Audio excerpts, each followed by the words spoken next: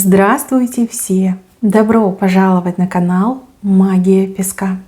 Мои дорогие зрители, с вами, как всегда, ваша Ольга.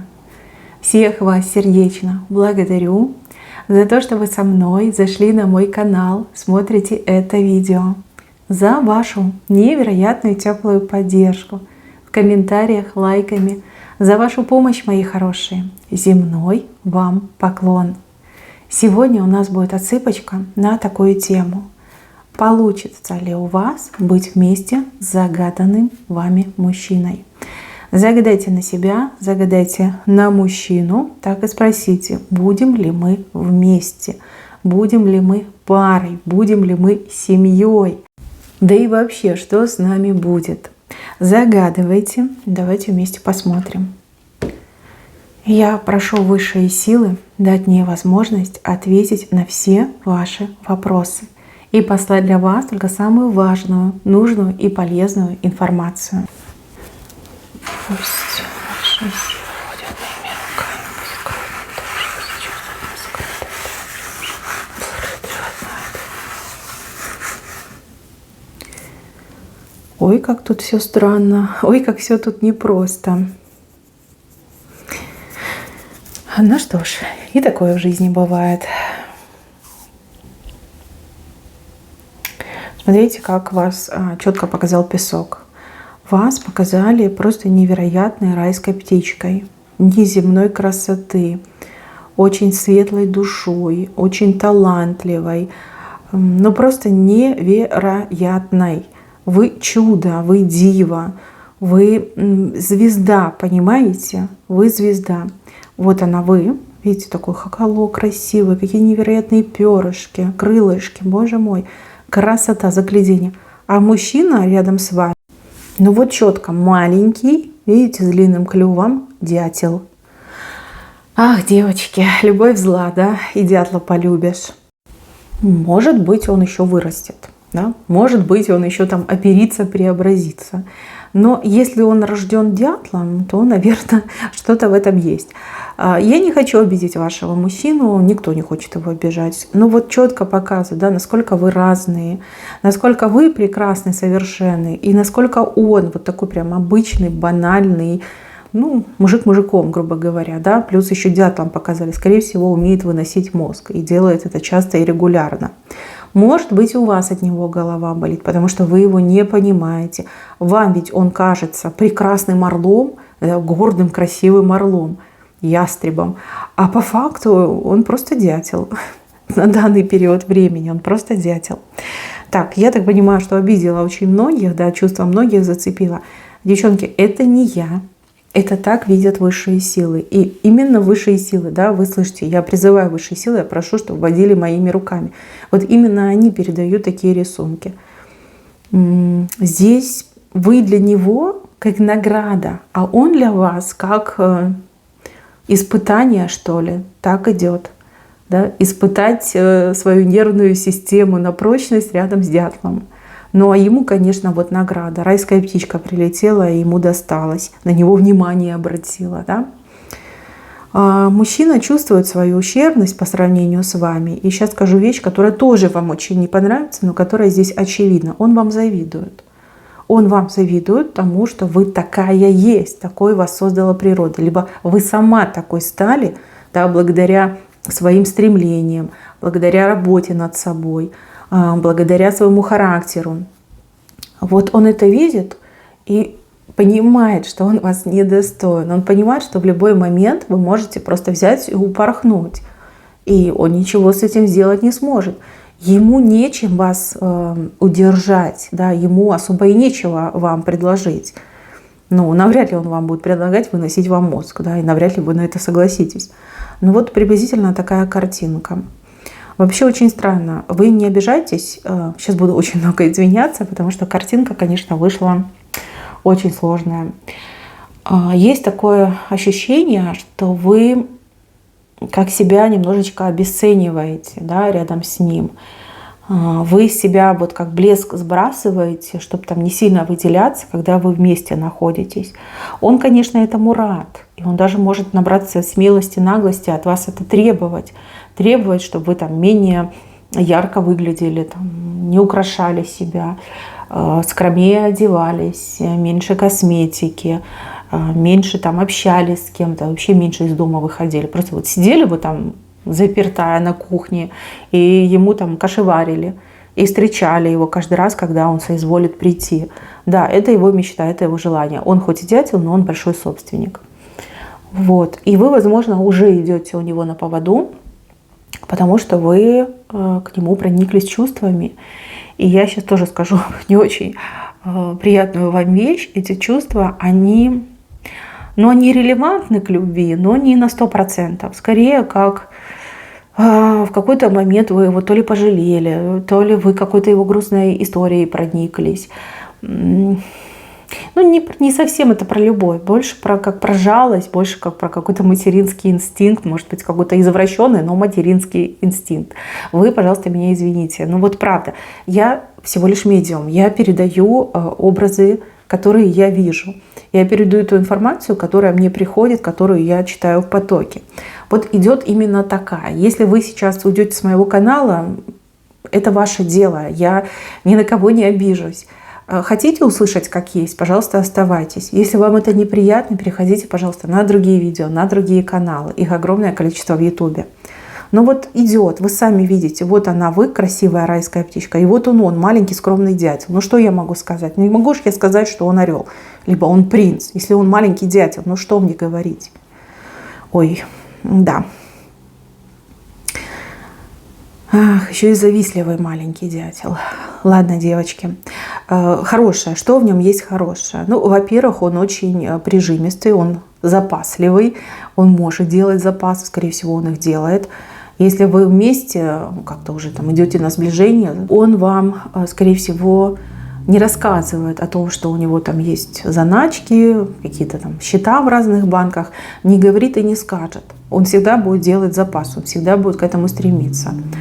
Еще хорошее. Возможно, у него не так много вредных привычек, либо он умеет себя контролировать, сдерживать, да, там, когда что-то принимает, употребляет, он может это делать. Есть в нем такая сила. Но она, опять же, сопряжена с его этой бережливостью, не буду говорить, что скупостью, хотя не без этого. Да, ему, скорее всего, жалко тратить там деньги на выпивку, либо жалко тратить деньги на что-то там дорогое, люксовое. Так, по-скромному.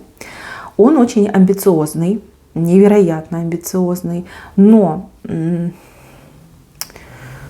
опять же, да, чтобы никто не обиделся, амбиций много, а запала не хватает, либо он быстро сдается. Вот у него такое, вот прилетел, налетел, схватил и убежал. А так, чтобы что-то там выстраивать, налаживать, создавать, это не про него, вообще не про него. Как, знаете, гоп-стоп, да? Прям отыграется гоп-стоп. Налетел, получил, отлетел. Такой у него подход. И, скорее всего, таким подходом он и вас тоже пытается завоевать. Нет красивых ухаживаний, нет там миллиона поцелуйчиков, там, 1000 роз, нет какой-то особой романтики. Гоп-стоп, да.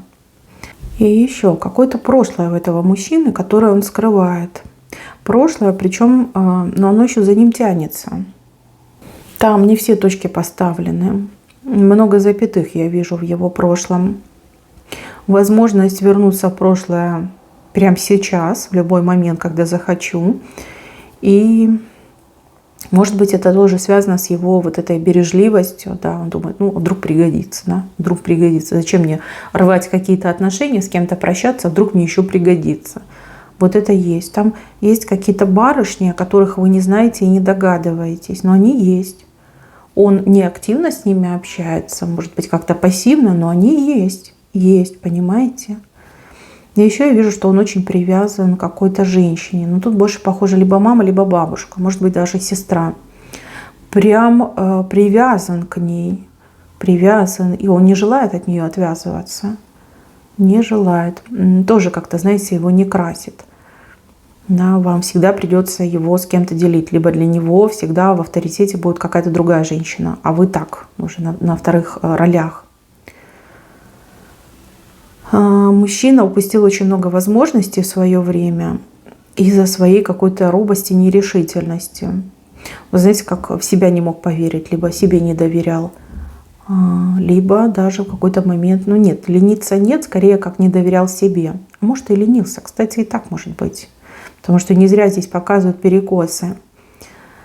Человек вроде как всего и сразу хочет, но не особо что-то для этого может либо делает.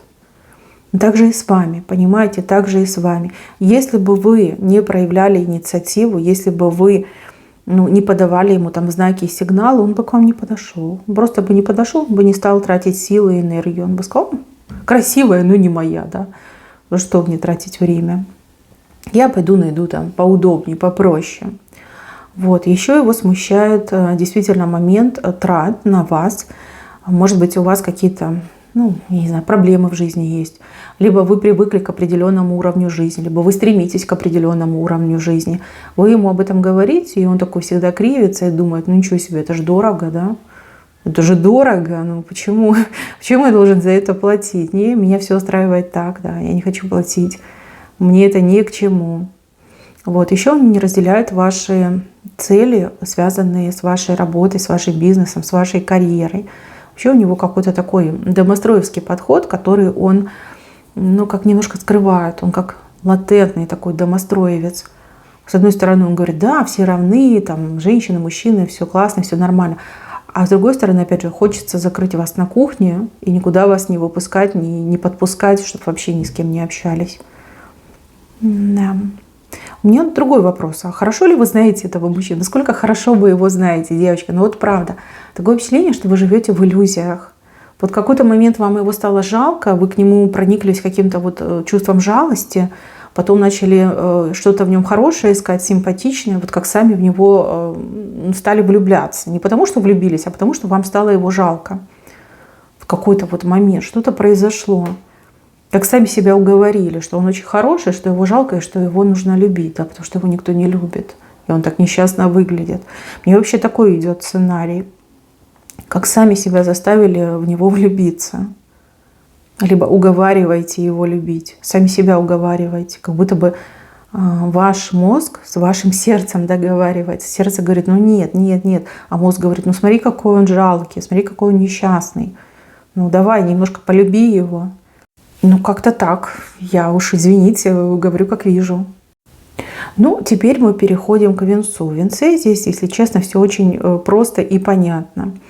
Я вижу вас, и рядом с вами дельфин. Не дятел, дельфин. Большой, красивый, сильный. С вашей стороны заплывает. А с его стороны, во-первых, стена. Стена хоть и погнутая, но она все равно стена. Вот он как отгораживается. Он не до конца честный, он не до конца прозрачный, он не до конца понятный. У него там свои какие-то шутки, приколы, которые вы вообще не воспринимаете, которые даже обижать вас могут.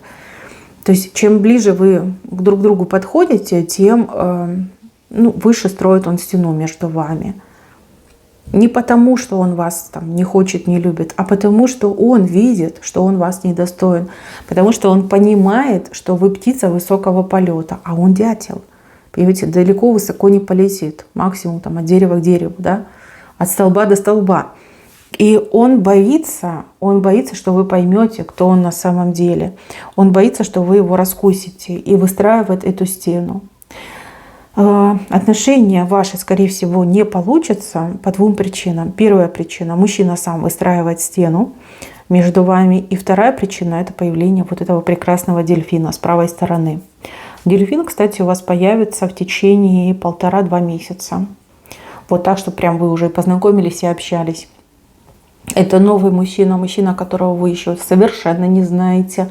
Мужчина, который просто свалится, как снег на голову. Хоть у нас и лето скоро, но вот как снег на голову свалится. Просто какая-то неожиданная, потрясающая встреча. В каких-то, знаете, загадочных обстоятельствах вы и опомниться не успеете, как познакомитесь и как почувствуете связь с этим новым мужчиной. А этот новый мужчина почувствует связь с вами. И вот поверьте, вот именно в этот момент, когда появится новый мужчина, вы поймете, что вот этот всего лишь дятел. Либо примите все те слова, которые я до этого сказала о вашем загаданном.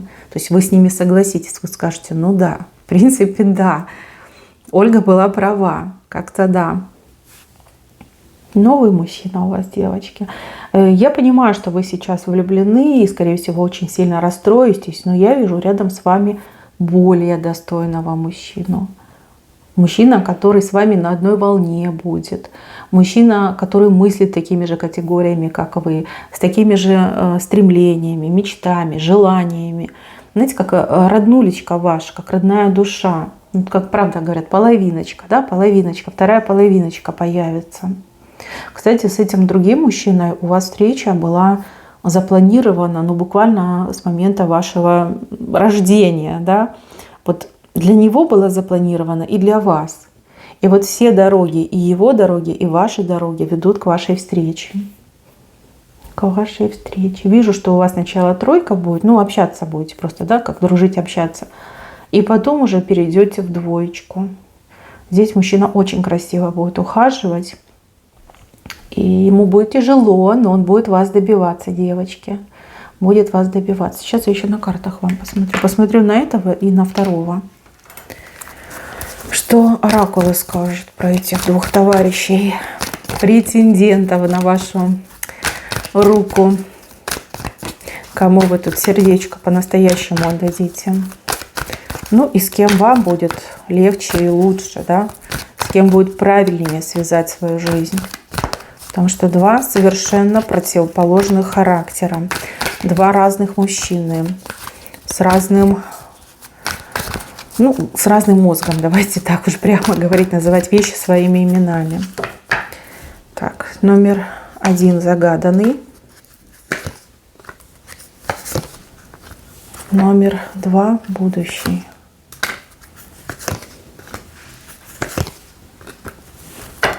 Так, ну вот смотрите, по загаданному, что выходит? Кольцо, клевер и горы закрывают. То есть, ну, тут трудности будут, серьезные трудности, горы. Правильно, стену выстраивать будут. Максимально будут убегать от союза, от кольца, от возможности построить счастливую семью. Всегда у него будет какая-то причина, чтобы от вас отгородиться. Ну, сами видите. Что касается нового мужчины, мужчина, который будет вами безумно покорен. Вот она, ваша встреча прорисовалась. И ну, здесь все по-настоящему, по-серьезному. А лиса, она говорит о том, что этот мужчина вас должен разбудить, либо избавить от этого хитреца дятла, да, который будет вам голову морочить. Сейчас еще добавим. По поводу нового мужчины хочу посмотреть. Здесь уже все понятно с загаданным. А вот новый мужчина все-таки немножко такой нераскрытый мне идет. Кто, что, откуда, почему, зачем. Ой, ну по судьбе он вам. Избавить вас от мышей, от паразитов, от вредоносных всяких дятлов. Да, избавить вас идет прекрасный мужчина вам по судьбе. Ну что еще сказать? Ой, ну любить вас будет, а вы полюбите его. Девчонки, ну не знаю, смысл есть продолжать или нет. Здесь все очевидно. Тот, на кого вы загадали, слишком ушлый, слишком хитрый и ограниченный. Он вам абсолютно не подходит. Вот как ни крути, он даже сам будет создавать проблемы, лишь бы не сближаться, лишь бы не жениться, лишь бы не делать ваши взаимоотношения более продвинутыми, да, не выводить их на новый уровень. Всегда у него будут какие-то там отмазки, что ой, я там не могу, у меня проблемы, там деньги, 5-10, да, всегда он что-то будет находить, он будет выстраивать стену. Но при этом он будет морочить вам голову.